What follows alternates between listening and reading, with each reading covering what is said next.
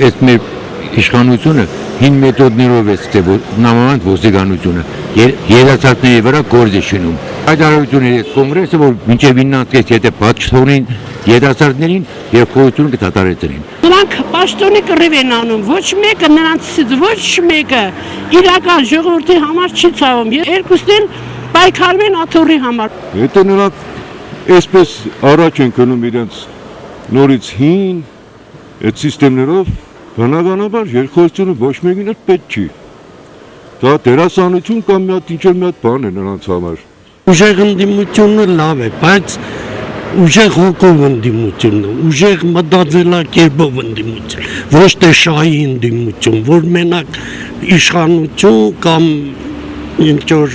շահ եւ այլն եւ այլն։ Ինչ երկխոս են։ Իրանք իրանց համար երկխոսեն, չեն մտածել ժողովրդի մասին, թե ինչ կուտեն, ինչով կապրեն, ինչով յոլատեշտան։ Համոտ է, մեր ղեկավար են պդիրն, աթոռի կռիվ։ Մենք է ժողովրդի մասին մտածել։ Ինչ են ծրպակալի, ինչու համար։ Արտահայտությունը կպահանջեն ու դրա համար, այստեղ Հայաստանում արտահայտությունը չի անցնում։ Կոնգրեսի անդամներին, ակտիվիստներին, նրանք ինչպես նայել են որպես հանցագործների, այդպես էլ մինչ օրս նայում են որպես հանցագործների։ Մարդը պետք է ինքը զգատե, ինքը իր վրա, իր պարտականությունները իր ամենից կարևոր, հետո